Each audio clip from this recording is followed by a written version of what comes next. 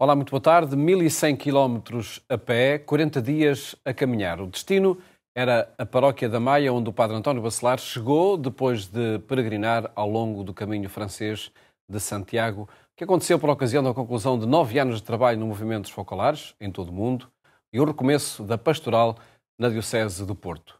Uma peregrinação que perdura no tempo e na memória, também nas páginas deste livro, Regressar para sempre partir. E é com o padre António Bacelar que agora conversamos e com quem depois vamos analisar a liturgia de domingo. Padre António, boa tarde.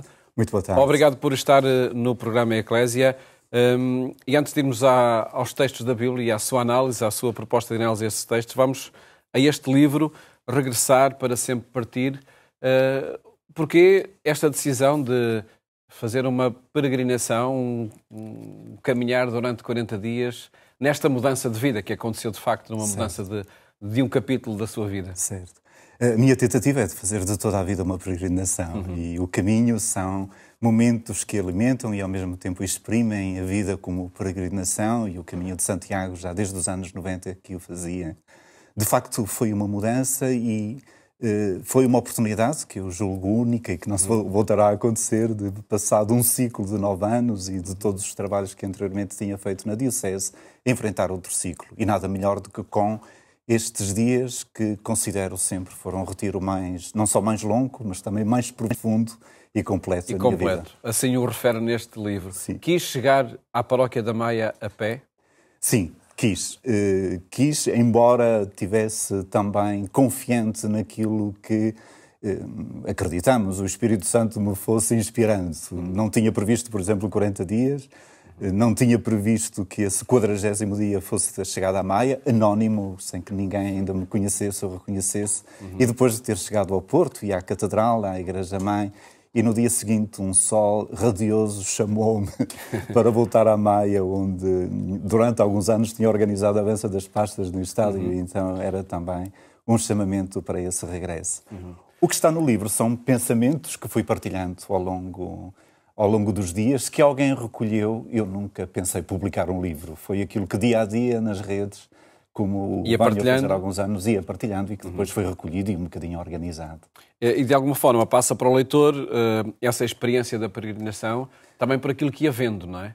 Tento passar. O livro são sobretudo imagens, os textos também, porque o único recurso que tinha era um telemóvel e por isso os textos são necessariamente curtos, mais fáceis as imagens e tudo aquilo que foi registando num caminho de facto extraordinário, também do ponto de vista paisagístico, cultural, histórico, da experiência de fé. E o que as imagens não retratam são as pessoas, porque essas são muito difíceis de retratar, mas encontrei gente fantástica que caminharam comigo e eu caminhei com elas, sim. Caminhou com outras pessoas, também muitas vezes sozinho, ao longo desses 40 dias? Sim, essa é a beleza também do caminho, porque o caminho é feito de tudo aquilo que temos na vida. Nós não estamos sempre em companhia, não estamos sempre sozinhos, mas estes momentos alternam-se. Não usamos sempre a palavra, não fazemos sempre silêncio. No caminho tudo isso é sublinhado e com uma meta.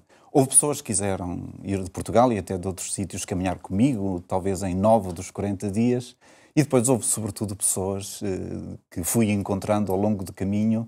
E num caminho tão longo é natural que, por vezes, essa companhia dure durante alguns dias, como aconteceu. Diz neste livro, entre tantas imagens de facto que se vão vendo, ou disse nessa peregrinação, dá-me não só o pão, mas também os pés de cada dia. Que expressão é esta nessa ligação ao Pai Nosso? É a expressão da nossa condição de cristãos, modo de vivermos como pessoas. É a expressão que nós só vivemos enquanto caminhamos.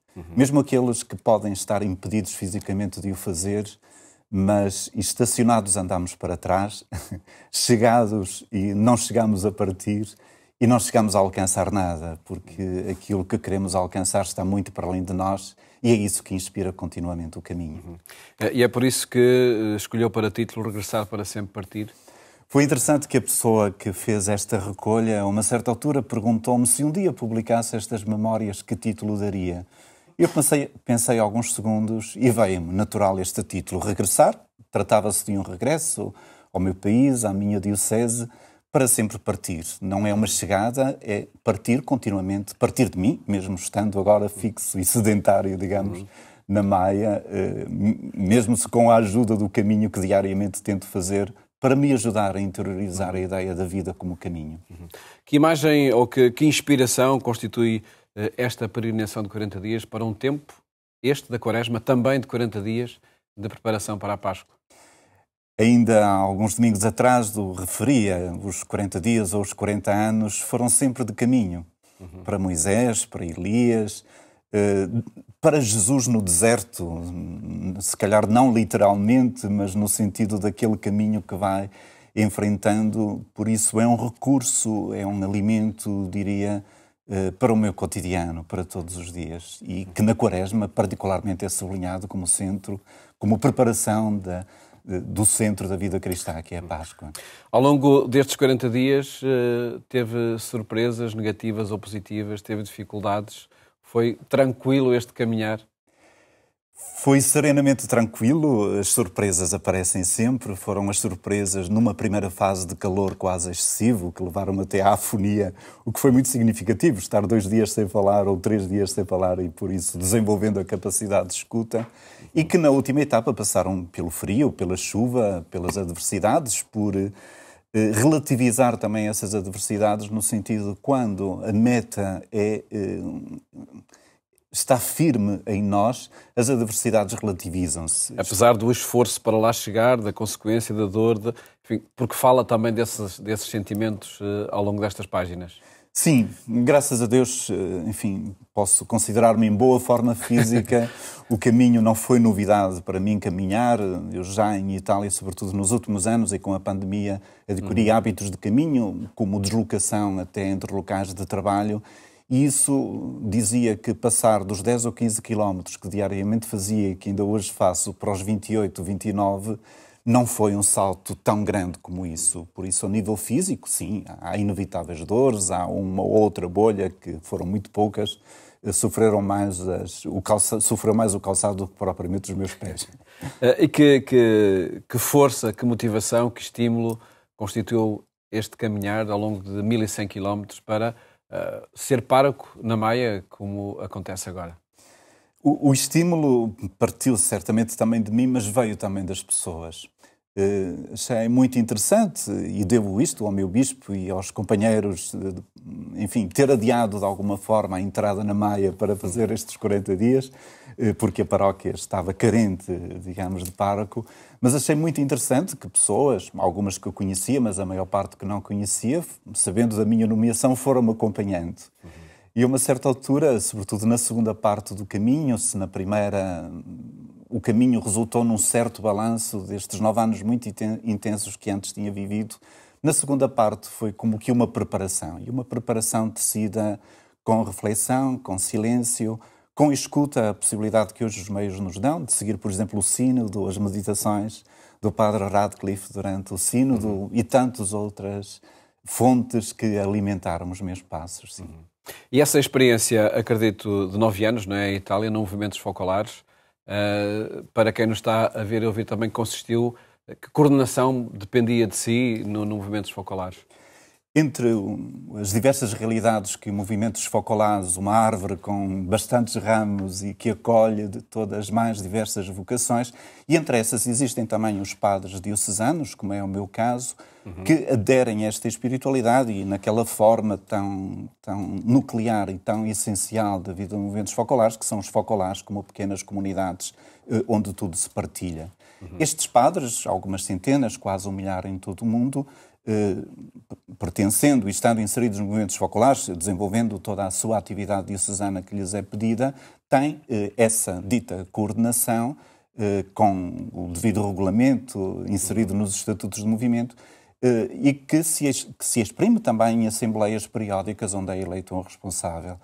E costumo dizer, com algum humor, espero, num momento de menor inspiração, esses colegas em Assembleia, em 2014, elegeram-me, nesse momento de menor inspiração, tendo tido a autorização prévia do meu bispo, o Dom António Francisco, de saudosa memória, para que isso acontecesse.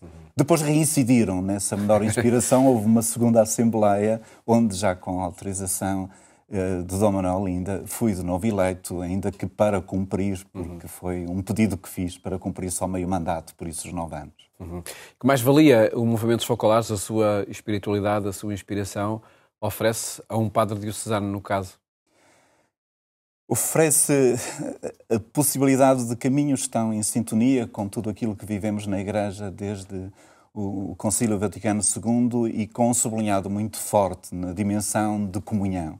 Na dimensão de comunhão a partir da nossa condição de batizados, da vida do Evangelho, da partilha de toda a espécie de bens, para podermos ser geradores de comunhão. Reforça isso que tantos outros colegas encontram, digamos, noutras vias ou noutros instrumentos, habilita-nos daquela forma, como a outros habilitará de outras formas, a sermos servidores da comunhão e construtores da comunhão. Essa palavra central, não é, no Movimentos Focolares, a comunhão, que também acontece neste exercício do sacerdócio. Diz neste livro que foram anos intensos, de uma intensidade muito grande e com horizontes muito largos, nomeadamente no continente asiático, no continente americano.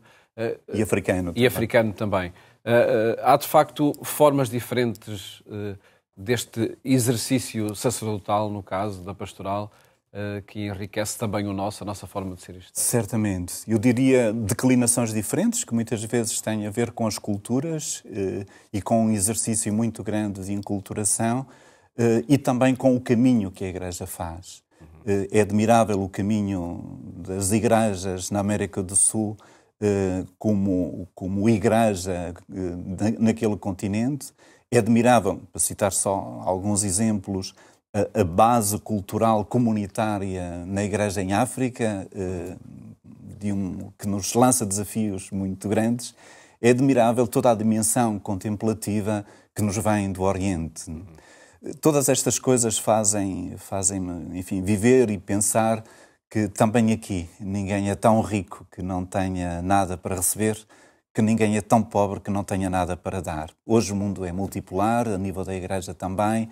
Uma experiência com estes horizontes, que eram cotidianos, no sentido da comunicação contínua com tantas destas realidades, que se traduziram também em algumas viagens que gostava de chamar mais estadias, junto de colegas nos mais diversos países e, sobretudo, nas mais diversas periferias.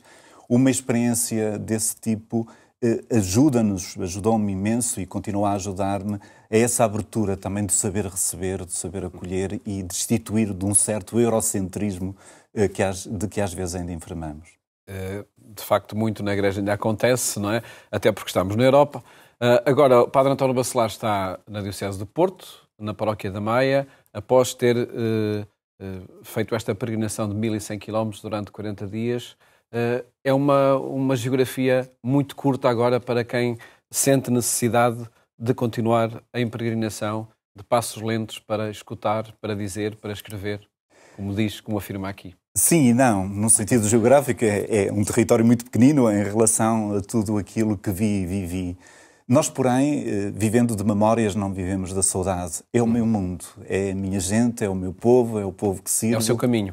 É o meu caminho e aí os horizontes são infindáveis, porque a riqueza de cada pessoa que encontro e que me é dado servir é infindável e por isso é também um caminho sem fim. E com o privilégio que vivo pela primeira vez na minha vida de padre de servir uma paróquia a tempo inteiro. Já tinha sido pároco, mas em acumulação com outras tarefas, este mergulho e este caminhar também literalmente, mas não só no meio do povo e poder servi-lo a tempo inteiro, é uma carícia do Pai Eterno. É uma carícia do Pai Eterno. Que está agora no seu cotidiano, não é? Sim. Memórias de um peregrino, neste livro do Padre António Bacelar, que de facto partilha 40 dias de peregrinação e os 1100 km percorridos. Nós, na nossa peregrinação em cada programa, aqui temos também algumas etapas. Uma delas diz respeito à partilha de reflexões sobre a liturgia de domingo. Certo. Vamos a essa partilha com quem nos segue e começamos com o apontamento do Padre João Lourenço, que, a partir dos textos da Bíblia, retoma esse tópico do ano jubilar, o tópico da esperança.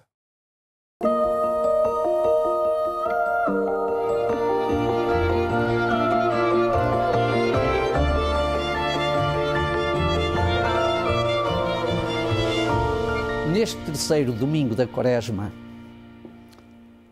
A liturgia apresenta-nos um tema, um enquadramento muito próprio, muito adequado, muito oportuno, que tem a ver exatamente com uma questão fundamental que diz respeito à esperança.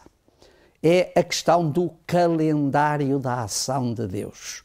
Nós temos um calendário configurado às nossas medidas, principalmente com uma duração que cronometramos, portanto, cronológica. O calendário de Deus não tem essa cronologia. 3 dias, 3 anos, como nos fala hoje o Evangelho, é pouco tempo para a espera que Deus faz acerca de cada um de nós. E este tempo, que é a espera de Deus por nós, é um tempo que nos é dado não para lamentação, não para ficar imobilizados, mas para dinamizarmos a nossa vida de aproximação. Por isso, a própria parábola do Evangelho diz que é Deus, através dos seus cuidadores, que alimenta e que reforça a nossa capacidade de reação, de caminhada, de progresso, de abertura de novos horizontes na comunhão e na melhoria da nossa vida. Este cuidar de Deus traduz também no cuidar que os outros fazem. A parábola da figueira mostra-nos exatamente isto. Há sempre o cuidado de Deus por nós, que é exercido no cuidado que os outros também têm connosco. E nós devemos aproveitar estes dinamismos para crescermos exatamente, fortalecer em nós, reforçar em nós este dinamismo da esperança que nos anima na caminhada e que não nos deixa ficar estéreis, murchos, áridos, mas sim nos torna vivos, dinâmicos e consequentes na nossa própria caminhada em relação ao Senhor.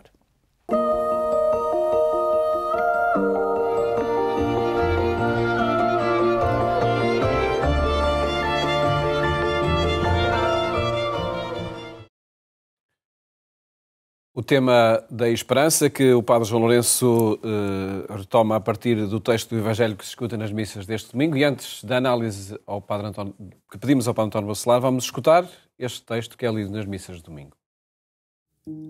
Naquele tempo vieram contar a Jesus que Pilatos mandara derramar o sangue de certos galileus juntamente com o das vítimas que imolavam. Jesus respondeu-lhes: julgais que, por terem sofrido tal castigo, esses galileus eram mais pecadores do que todos os outros galileus? Eu digo-vos que não. E se não vos arrependerdes, morrereis todos do mesmo modo. E aqueles 18 homens que a torre de Siloé, ao cair, atingiu e matou, julgais que eram mais culpados do que todos os outros habitantes de Jerusalém? Eu digo-vos que não. E se não vos arrependerdes, morrereis todos de modo semelhante. Jesus disse então a seguinte parábola. Certo homem tinha uma figueira plantada na sua vinha.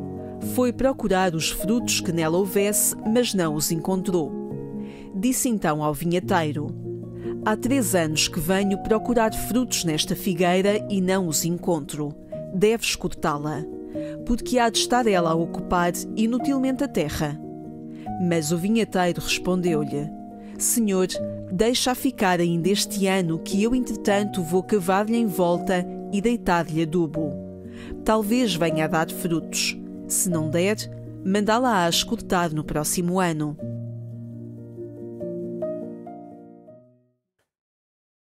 Padre António Bacelar, o que nos, de facto, motiva, o que nos faz pensar esta parábola que Jesus conta aqui neste texto do Evangelho? Leva-nos ao coração da Quaresma. Estamos a meio, sensivelmente, da Quaresma, e leva-nos ao coração da Quaresma também e a partir daquilo que vivemos como humanidade e tantas vezes até como Igreja. Também aí são 2 factos, ou um facto que é relatado a Jesus, tremendamente negativo, aquele ato de Pilatos de sacrificar os judeus juntamente com o sacrifício que estavam a fazer, e ao qual Jesus acrescenta também uma memória negativa do desastre que tinha acabado por significar a morte de 18 operários ou cidadãos, como queiramos. Ao coração da Quaresma leva-nos Jesus a pensarmos a raiz do mal. Porque a intuição ou a tendência nossa também é pensar de quem é a culpa. Mereciam. Entramos sempre um bocadinho na lógica do mérito. Ou então numa versão mais soft, que é puseram-se a jeito. Jesus retira-nos dessa lógica. Retira-nos dessa lógica para nos levar neste tal tão brilhantemente e profundamente dito calendário de Deus, calendário de esperança, para nos levar a uma outra lógica na segunda parte do Evangelho, na parábola que nos conta. É o tal tempo de Deus, como dizia o Padre João Lourenço, que é muito específico, muito próprio e diferente do nosso. Certo, é o Deus, dizia e escrevia Papa Francisco, é o Deus da possibilidade, é o Deus da paciência. É um recurso que eu uso muitas vezes para encorajar-me a mim mesmo, antes de mais, porque também sou passível de sofrer tentações contra a paciência, que a fonte da nossa paciência é a paciência que Deus tem connosco. E a paciência que Deus tem connosco através de Jesus, que intercede junto do Pai, o dono da vinha, para mais uma possibilidade.